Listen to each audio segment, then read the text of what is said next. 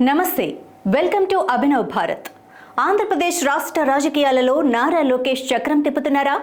తాజా ఎన్నికల ఫలితాలు ఇచ్చిన మెజారిటీల కిక్కుతో ఎక్కడా తగ్గేదే లేదన్నట్లుగా ముందుకు సాగుతున్నారా? తొలిసారిగా ఎమ్మెల్యేగా గెలవటం, అది కూడా భారీ మెజారిటీతో విజయం సాధించడంతో ఆయన దూకుడుకు కళ్ళం వేయలేకపోతున్నారా అంటే ఈ ప్రశ్నలకు రాజకీయ వర్గాల్లోనూ, ముఖ్యంగా టీడీపీ పార్టీ వర్గాల్లోనూ అవునన్న సమాధానమే వస్తుంది. తొలిసారి ప్రత్యక్ష ఎన్నికల్లో గెలవటం, గతంలో ఓడిన చోటే మళ్లీ నిలబడి మంచి మెజారిటీ సాధించటం, ఈసారి దర్జాగా రహదారిలో మంత్రి కావటం నారా లోకేష్కు కలిసొచ్చిందనే చెప్పాలి. ఇదే సమయాన్ని, అంది వచ్చిన మంచి అవకాశాన్ని ఉపయోగించుకొని తన నియోజకవర్గంలో అసలు పోటీయే లేకుండా చూసుకోవాలని లోకేష్ భావిస్తున్నారట.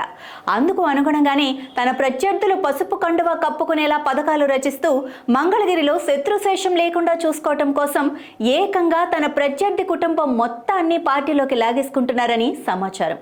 మంగళగిరి నియోజకవర్గంలో రెండోసారి పోటీ చేసిన నారా లోకేష్ అఖండ మెజారిటీతో విజయం సాధించారు. దాదాపు 90,000కు పైగా ఓట్ల మెజారిటీతో మంగళగిరి ఎమ్మెల్యేగా గెలిచి మంత్రి అయ్యారు. అయితే మంగళగిరిలో నారా లోకేష్ పై పోటీకి నిలబడిన వైసీపీ మహిళా అభ్యర్థి లావణ్యకు ఇదే తొలి ఎలక్షన్. టీడీపీ కూటమి ధాటికి ఓడిపోయిన లావణ్యది రాజకీయ నేపథ్యం ఉన్న కుటుంబమే. ఆమె మామగారు మురుగుడు హనుమంతరావుకు ఎమ్మెల్యేగా, మంత్రిగా పనిచేసిన అనుభవం ఉంది.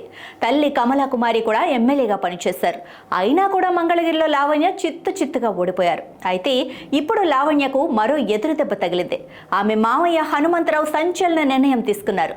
ఆయన పార్టీ మారేందుకు సిద్ధమయ్యారు.